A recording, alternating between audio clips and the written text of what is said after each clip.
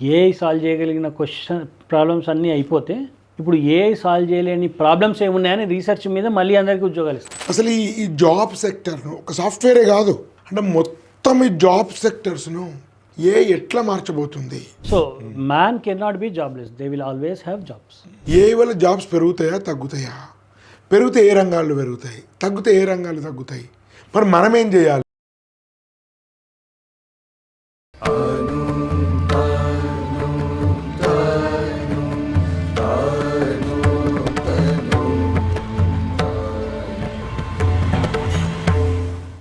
అందరికీ నమస్కారం.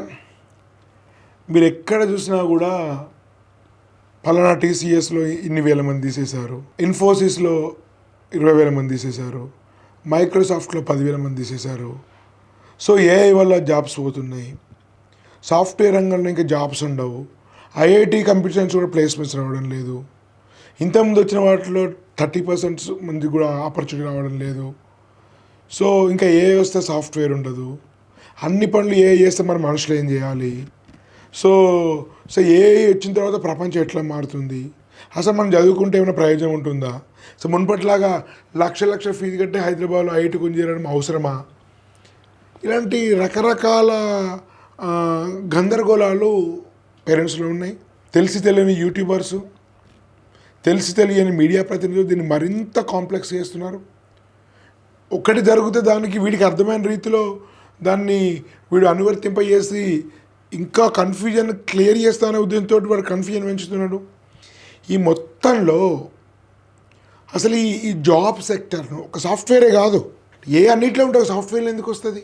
ఎడ్యుకేషన్లో వస్తుంది, హాస్పిటల్స్లో వస్తుంది, డాక్యుమెంట్ రైటర్కి వస్తుంది, చార్టర్డ్ అకౌంట్కి వస్తుంది. అంటే మొత్తం ఈ జాబ్ సెక్టర్స్ను ఎట్లా మార్చబోతుంది? వల్ల జాబ్స్ పెరుగుతాయా తగ్గుతాయా? పెరిగితే ఏ రంగాలు పెరుగుతాయి, తగ్గితే ఏ రంగాలు తగ్గుతాయి? మరి మనం ఏం చేయాలి? చదవడం మానేయాలా? వేరే పనులు చేసుకోవాలా? వేరే కోర్సులు చేయాలా? ఇలా రకరకాల కాంప్లెక్స్ ఇష్యూస్ కోసం మనం మాట్లాడబోతున్నాం ఈరోజు మన గెస్ట్ చాలామందికి సుపరిచితమైనటువంటి కేసీ గారు, కృష్ణచైతన్య గారు. వారు నానో కాలేజ్ డైరెక్టర్. 17-18 సంవత్సరాల నుంచి నానో ఒక అద్భుతమైన సంస్థగా నిలబడింది. ఈ సంవత్సరం పాత బ్రాంచ్తో పాటు అనేక కొత్త బ్రాంచ్ వచ్చి అనేక మందికి వాళ్ళ సర్వీసెస్ను ఎక్స్టెండ్ చేస్తున్నారు. ఒక 60 ఎకరాల క్యాంపస్ ఉన్నటువంటి భువనగిరిలో కావచ్చు, ఇటు నల్లగండ్లో కావచ్చు, ఇటు కుక్కడపల్లిలో కావచ్చు, బహుశా మియాపూర్లో కూడా అయి ఉండవచ్చు. సో ఇట్లా రకరకాల సెంటర్స్లో మీకు హైతనగర్ ఏరియాలో కావచ్చు, కొత్త సెంటర్స్ కూడా నానో సేవలు విస్తరింపజేస్తున్నారు. సో బహుముఖ ప్రజ్ఞాశాలి అయినటువంటి కృష్ణచైతన్య కేసీ గారితో మనం దీని గురించి మాట్లాడి తెలుసుకుందాం. వీడియో చివరి వరకు చూడండి, చాలా ప్రయోజనకరంగా ఉంటుంది. మీ మిత్రులు కూడా షేర్ చేయండి. మేము ఇచ్చే ఇంజనీరింగ్, స్కూల్, ఇంటర్మీడియట్ సంబంధించిన టోటల్ గైడెన్స్ ఫ్రీగా ₹1 లేకుండా మీరు యూట్యూబ్ ద్వారా, జూమ్ మీటింగ్స్ ద్వారా అందుకునే మీకు వాట్సాప్లో ఏరండి, డిస్క్రిప్షన్లో ఉన్న లింక్ ద్వారా. మీకు అవసరమైనప్పుడు ఫోన్ చేయండి స్క్రీన్ మీద నెంబర్ ద్వారా. నమస్కారం సార్. నమస్తే సార్, ఇప్పుడు చూస్తున్న యూట్యూబర్స్ దేని నుంచైనా లాభ నష్టం ఉంటుంది.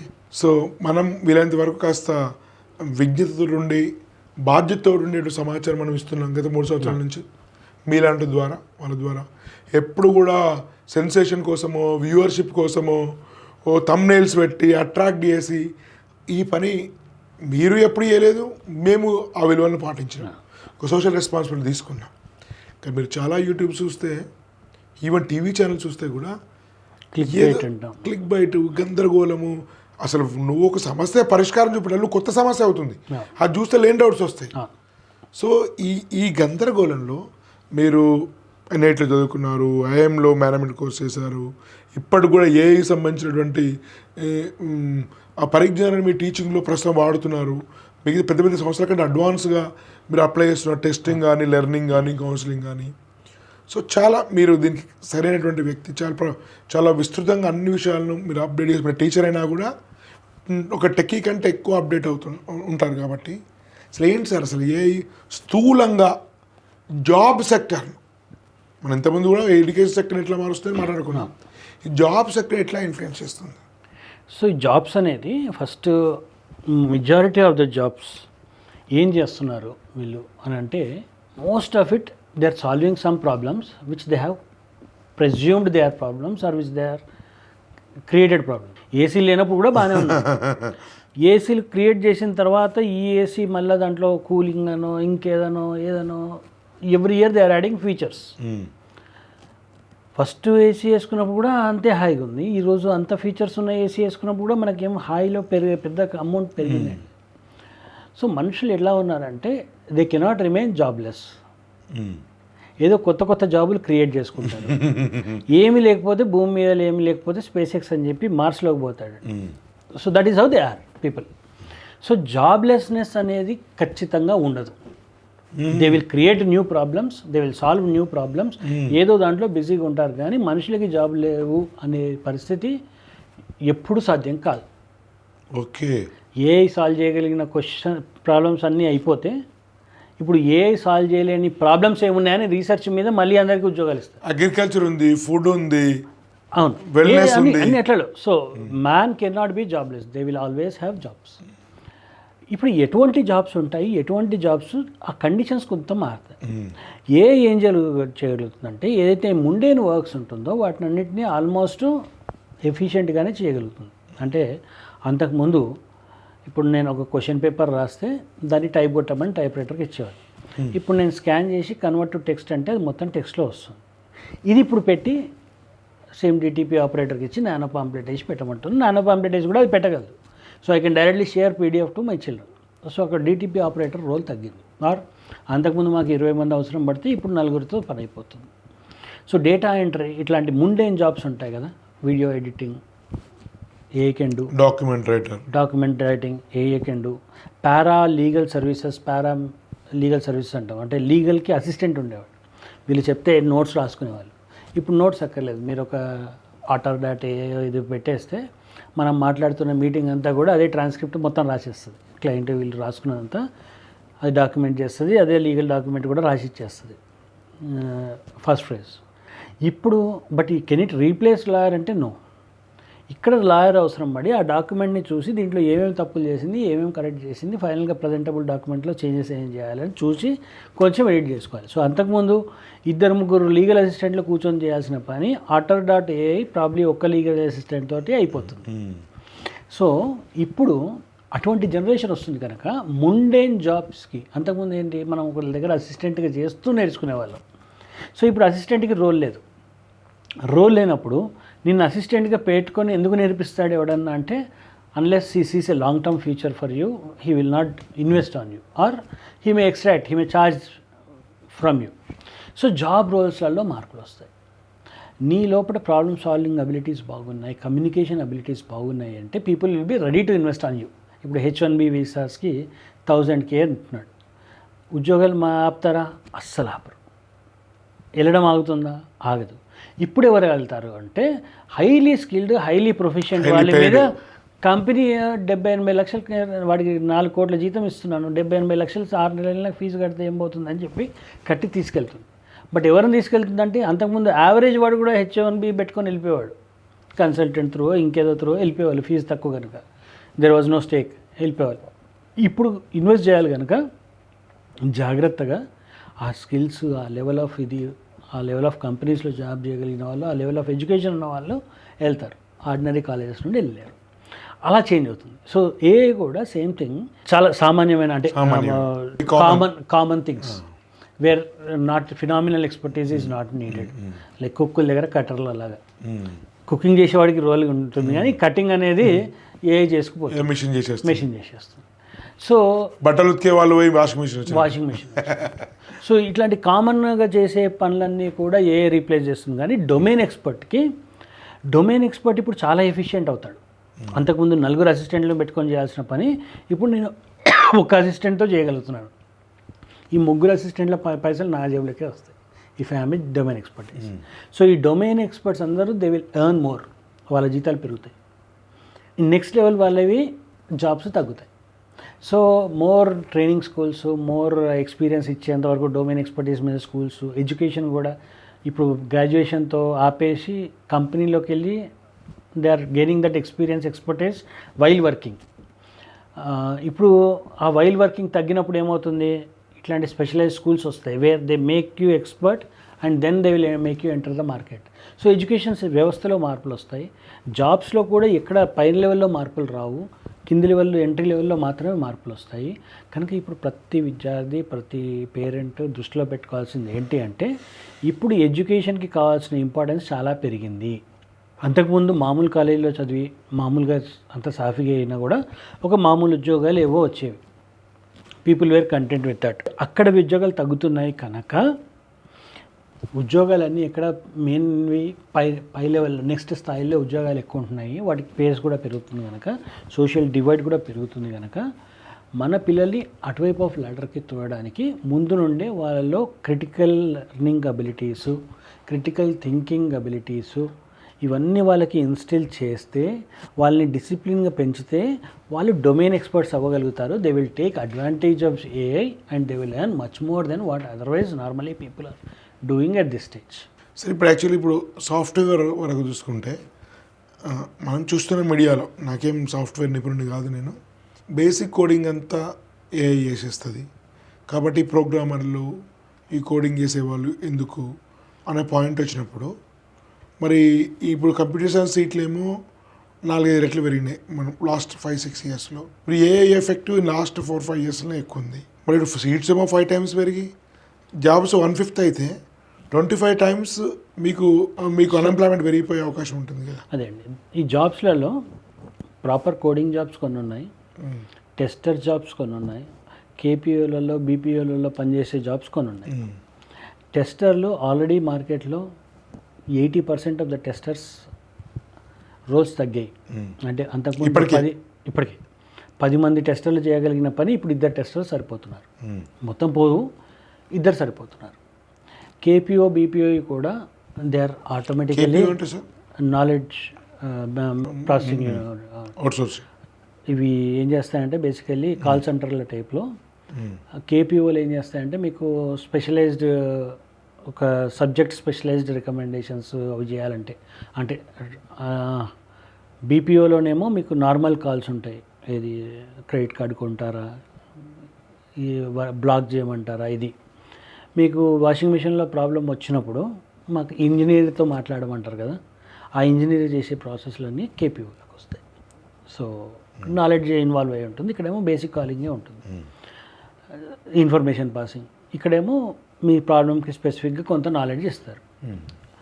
సో ఈ పనులు అంటే they are engineers basically, but troubleshooting ఏదో ప్రాబ్లం ఇక్కడ మెయింటెనెన్స్లో నాకు సాఫ్ట్వేర్లో ఈ ప్రాబ్లం వచ్చింది, స్టక్ అయిపోయింది, ఏం చేయాలి అంటే ఆఫ్ చేసి ఆన్ చేయమని చెప్పడమో, లేదంటే దాంట్లో ఏదన్నా చేంజ్ చేయమని చెప్పడమో, ఇక్కడ నుండి you will pass on to engineer. ఈ పనులన్నీ చేసేవాళ్ళు they are the people. So ఈ జాబ్స్ కొన్ని ఆటోమైజ్ అయిపోతున్నాయి. బట్ మెయిన్ కోడర్స్ ఎవరైతే ఉంటారో వాళ్ళ జాబ్స్లో ఎటువంటి దీన్ని ఆప్టిమైజ్ అవుతుంది.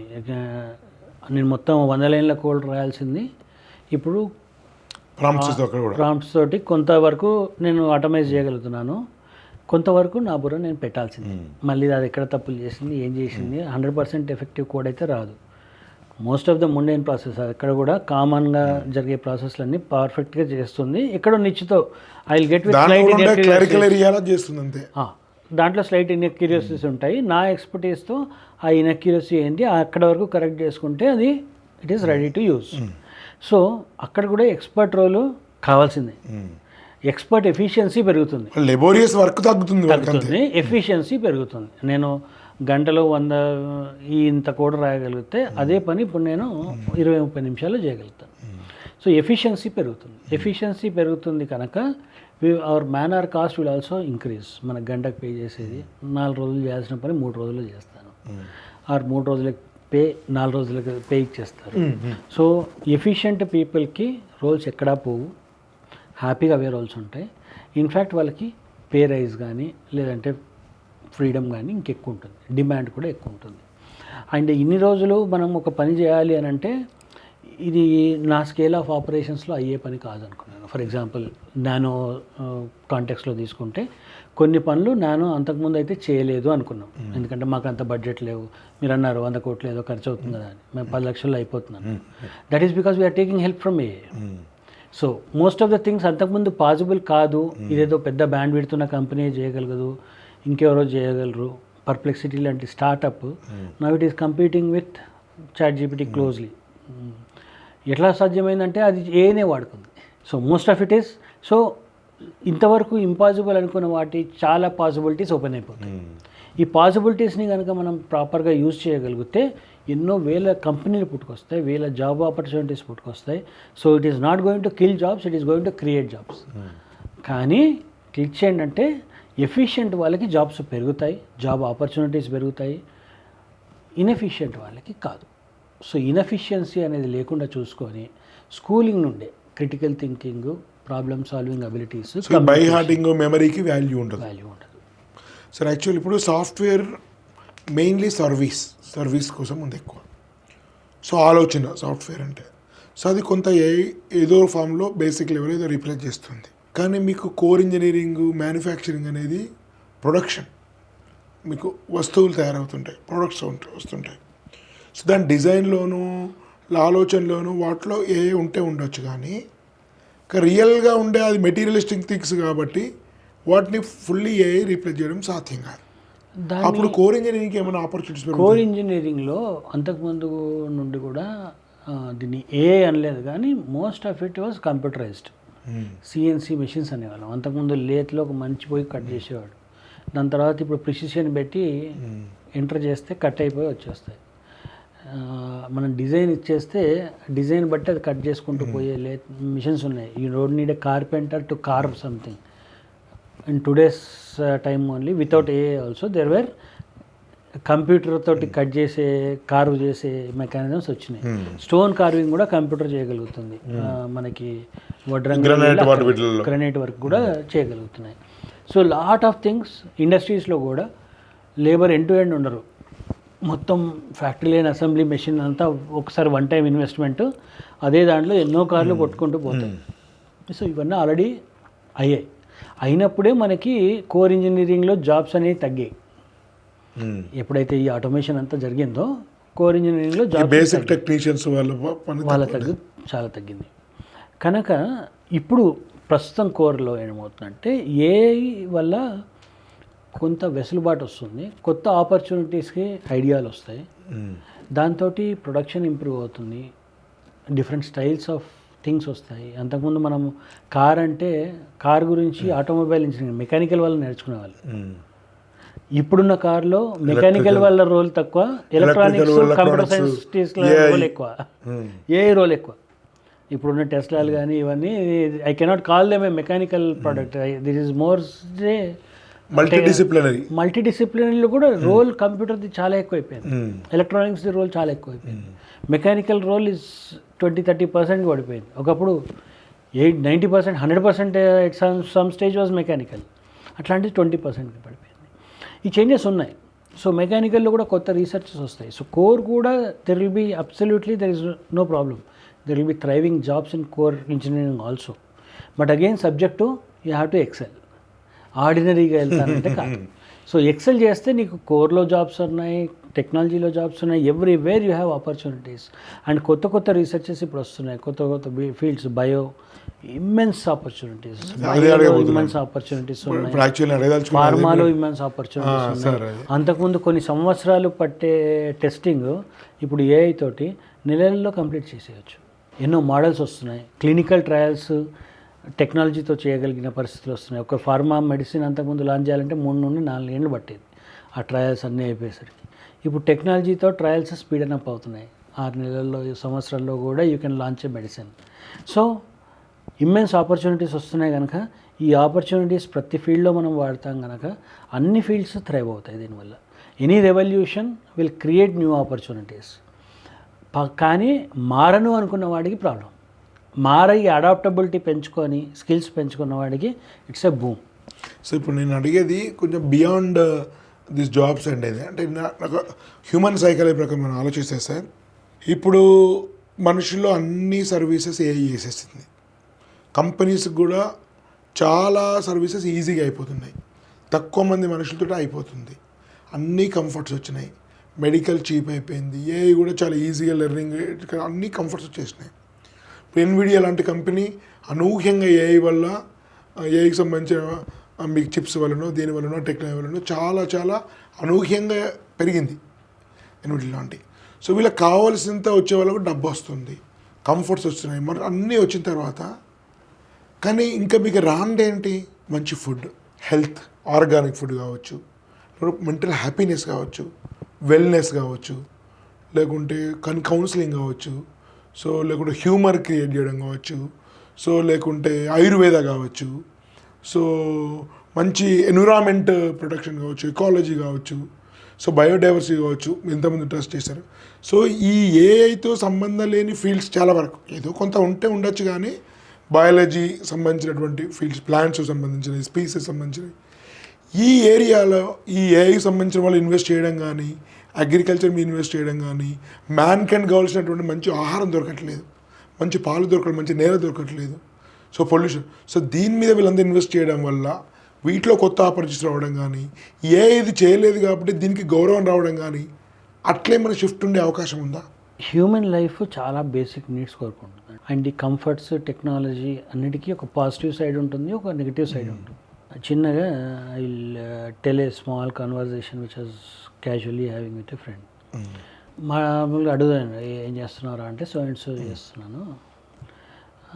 చేసిన తర్వాత వాట్ ఆర్ యువర్ ప్లాన్, ఇప్పుడు ఐఎమ్ 45, సో బేసిక్గా ఫస్ట్ క్వశ్చన్ ఏంటంటే ఇక నెక్స్ట్ పార్ట్ ఆఫ్ లైఫ్లో ఏం చేద్దామని. అదే రిటైర్ అయిపోదాం, ఇంకో 5-6 కోట్లు సంపాదించుకొని రిటైర్ అయిపోతాను అన్నాడు. రిటైర్ అయ్యి ఏం చేస్తారు అన్నాడు. ముందర అవుట్స్కట్స్లో ఇప్పుడు హైదరాబాద్లో అవుట్స్కట్లో ఫామ్ హౌస్ కట్టుకుంటా, 2-3 ఎకరాలు వ్యవసాయం పెట్టుకుంటా, దాంట్లోనే పండ్లు పండించుకుంటా, అట్లా రిటైర్ అయిపోతా అన్నాడు. మీ తాత ఏం చేస్తున్నాడు? అదే చేస్తుండే.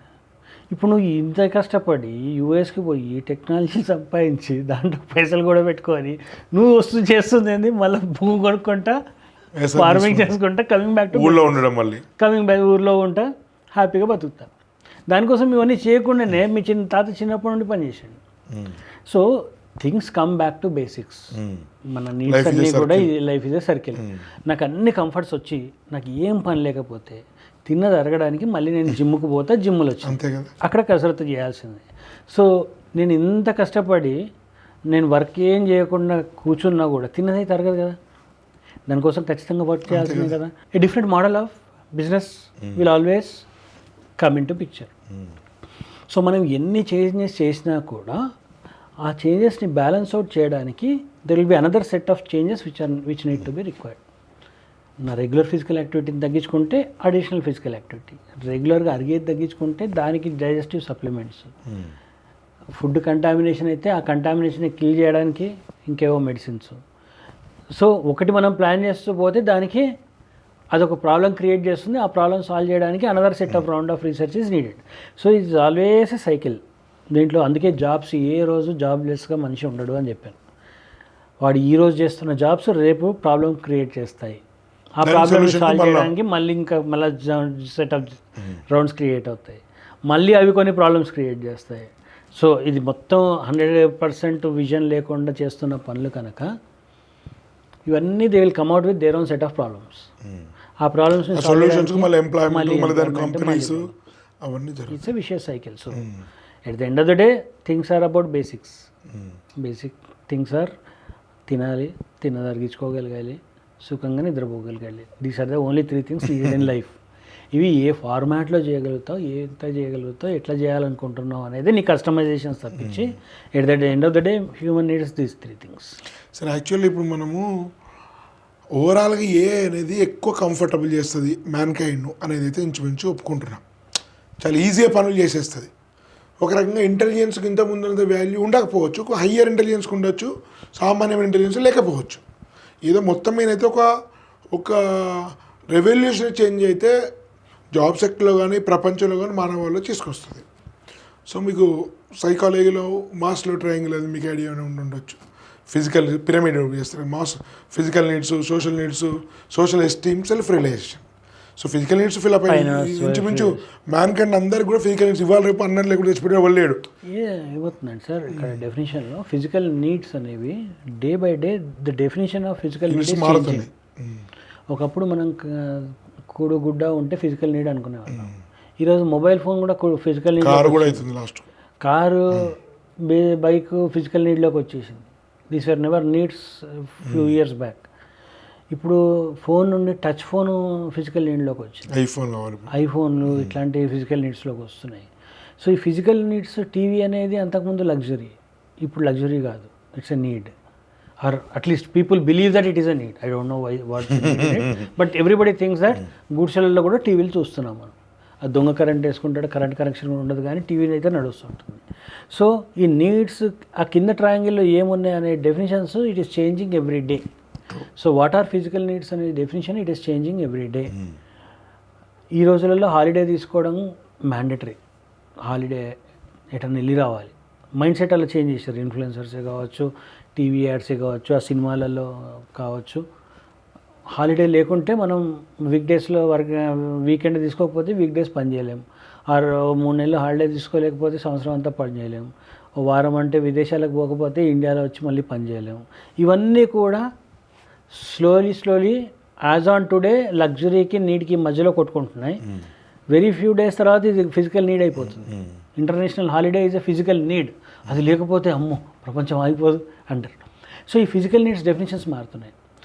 ఏతోటి కానీ, అఫోర్డబిలిటీతో కానీ, టెక్నాలజీతో కానీ ఏమవుతుందంటే యాక్సెసిబిలిటీ పెరిగినప్పుడల్లా వీఆర్ రీస్ట్రక్చరింగ్ అవర్ నీడ్స్.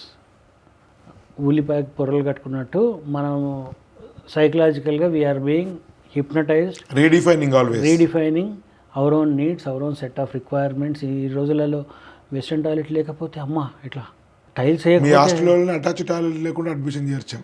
అరే ఎంత హెల్తీగా ఉంటుంది ఆప్షన్. ఇప్పుడు అటాచ్ టాయిలెట్ లేదంటే క్రైమ్ అయిపోతుంది. అండ్ దానివల్ల ఉన్న ప్రాబ్లమ్స్ దానికి ఉన్నాయి. దానివల్ల కొత్త సెట్ ఆఫ్ ప్రాబ్లమ్స్ వస్తున్నాయి. అటాచ్ టాయిలెట్ క్లీన్ చేయడానికి ఎవరో వెళ్తుండే, మళ్ళీ security issues, lot of other things. And ఇప్పుడు వెస్ట్రన్ టాయిలెట్ అలవాటు అయిన తర్వాత వచ్చే ప్రాబ్లమ్స్కి మలాసనం వేసుకొని కూర్చుంటాం. యోగాలో ఈ ప్రాబ్లమ్లు అన్నీ వస్తున్నాయి, డయాబెటీస్ వస్తుంది, ఏం చేయాలంటే మలాసనం వేసి కూర్చోమంటారు.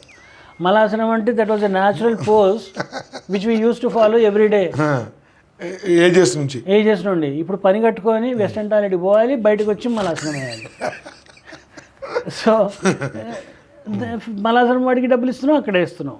దట్ ఈస్ హౌ లిక్విడిటీ పెరుగుతుంది, ఎకనామిక్స్ థ్రైవ్ అవుతున్నాయి, lot of other opportunities are being created. Future of AI will also be the same. We will create conveniences, we will create another new set of problems, and together it will be opportunities for both. Thank you very much sir, చాలా great interview. అందుకని వరుస వీడియోలు అన్నీ చూడండి, మొత్తం వీడియోలు చూడండి దయచేసి. మేము మిత్రులకు షేర్ చేయండి, ఛానల్ గురించి తెలియజేయండి.